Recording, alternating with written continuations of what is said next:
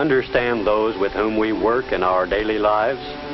He is, or Ernie, ever try to understand another person's viewpoint, to look at things his way? What about you, Bob Stevens? Do you seem to be a Rick? In the next few minutes, and how you think in regard to others. Steady, boy. This is a big day. You got your acceptance speech? Whom did you think she was asking? Or were you just being big about it? Oh, look, there's nothing saying. Miss Alton could have chosen any one of us on the staff, even old Ernie here. All right, citizens. This is Ernie Davis, fighting leader of the Southwest High Banner. Me. Hey, look what just came in. Somebody closed the door. Now, Bill, that isn't nice. Ben Curtis really surprised me this year. He is, well, I think he's done well on the paper. Don't you? I suppose it's a good thing for a fellow like Ben to get in on a few things. Bill's right. Ben Curtis doesn't belong here. And that corny stuff he writes. Whew. Look at that get-up he's wearing. Weird, to say the least. Well, what can you expect from his kind? As far as I can see, his folks are strictly no good. His father never held a steady job in his life. Just worked long enough to buy a bottle. And his mother. I remember when Mom used to have her come over to the house to do the cleaning. She was a lousy worker. The whole family, stupid, ignorant people. You do kind of wonder why he's on the school paper, though. You'd think he'd feel out of place around people like us. You know, I think you have Ben all wrong. I know he hasn't got much of a family, but he's a pretty sharp character. Makes doggone good grades, too. A lot better than mine. And that's something special. Everybody makes better grades than you, Ernie. Okay, wise guy, I want to tell you something. I have an English class with Ben, and he's nobody's fool. You know, I think the guy has real talent for writing. For writing what? His name, you mean? Oh. I don't know very much about him. He doesn't talk very much. Here comes Miss Alton. Sit here, Bob. I want to make sure you remember me for the social column. This is it. I'd be a first-class liar if I didn't admit to myself that I'm gonna get this job. Who else? Bill? Nah, he doesn't work very hard at anything. Betty? But I figure I'm the one. Everybody else thinks so, too. Good afternoon. It looks as if we have a good attendance for our press. First of all, I'd like to make a little statement concerning the selection of our new editor-in-chief. Since you did ask me to make this selection, I can only assume that you expect... That lets Jim out. He's the personality kid around here. I appreciate your trust in asking me to appoint your editor. It was a difficult decision. How will meet with your approval. Well, to end the suspense, may I introduce the new editor-in... Ben Curtis. Ben Curtis? What the... She must be kidding. That screwball? Why, even old Ernie, he'd be 10 times better. Ben, will you come up and take over? It's not fair, Bob. That creep. Creep is right. Look at the poor sap. He doesn't know what to do with himself. Brother, how long does he think he'll last? Look at him up there. Does he really think we're gonna... Ben Curtis is not the man for the job you think you should have. From your viewpoint, Ben is a... what was it? A creep? A screwball? Are you right, Bob? Is he really such an undesirable person for the job? Do you really understand Ben Curtis? There must be reasons for everything Ben does. Let's go back. Back to the moment when Ben entered the room. Let's look at this incident again, from his viewpoint. Are they laughing at me? I'm sure they make jokes behind my back. They think I'm odd because my clothes are old and worn, and because I have to spend all my spare time working instead of horsing around like they do. My whole life is different from theirs. I couldn't even begin to fit into their group. I wish they did like me. Maybe I could just walk over there and let them know that I want to be friendly. No, I'd better not. Why ask for trouble? That Ernie Davis, he'd probably make fun of me. Better stay away from them. Stuck-up bunch of snobs. Hi, Ben. Hi. Say, I've got a hunch about you. What?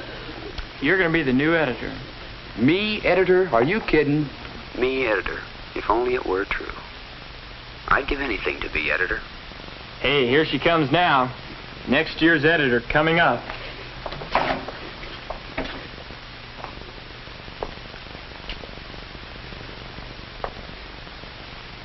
Good afternoon. Looks as if we have a good attendance for our press club meeting.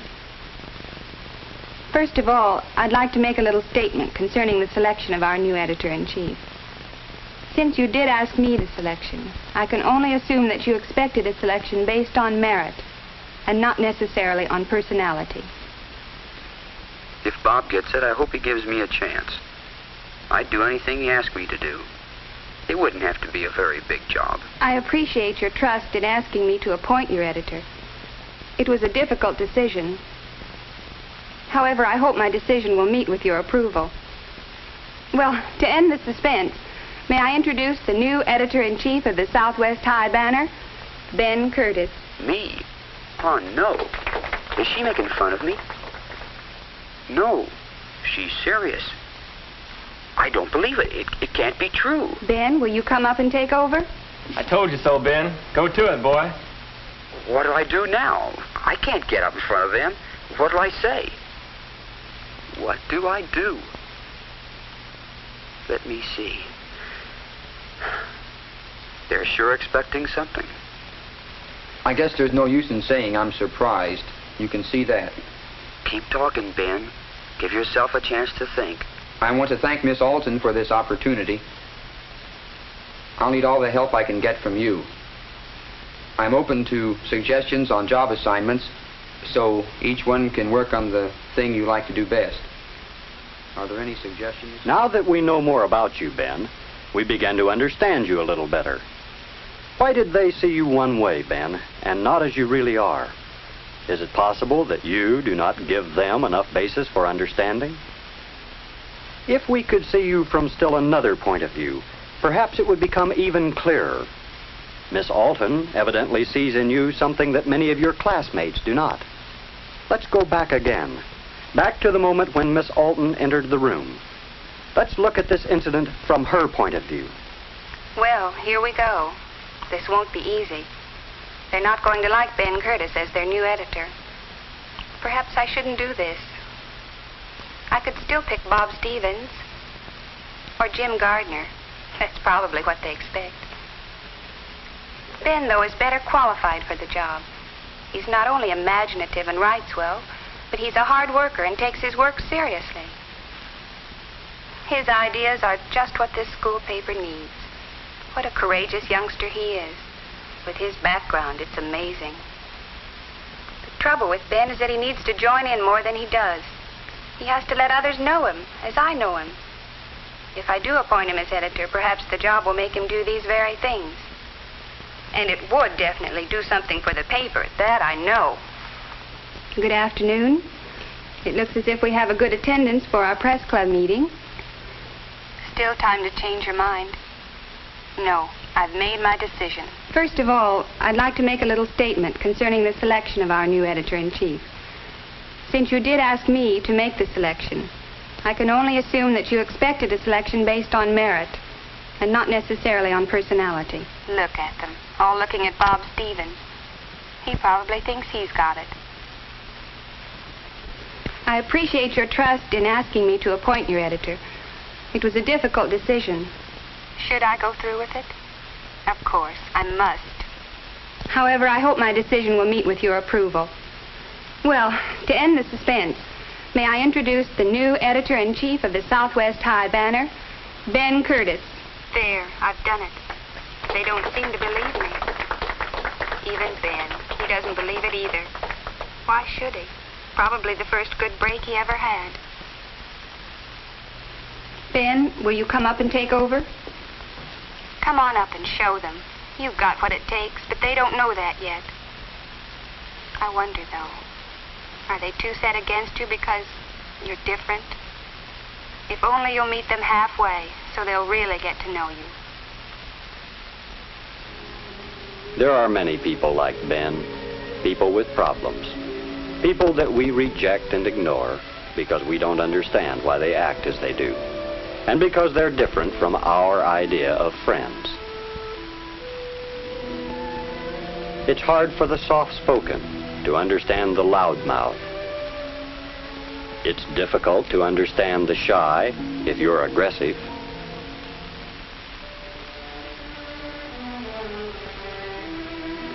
Those who are physically attractive cannot always appreciate the loneliness of those who are not. What about the viewpoint of Bob and his friends? How can they reconcile their present attitude toward Ben with the fact that he will be the new head man of the staff? What should they do?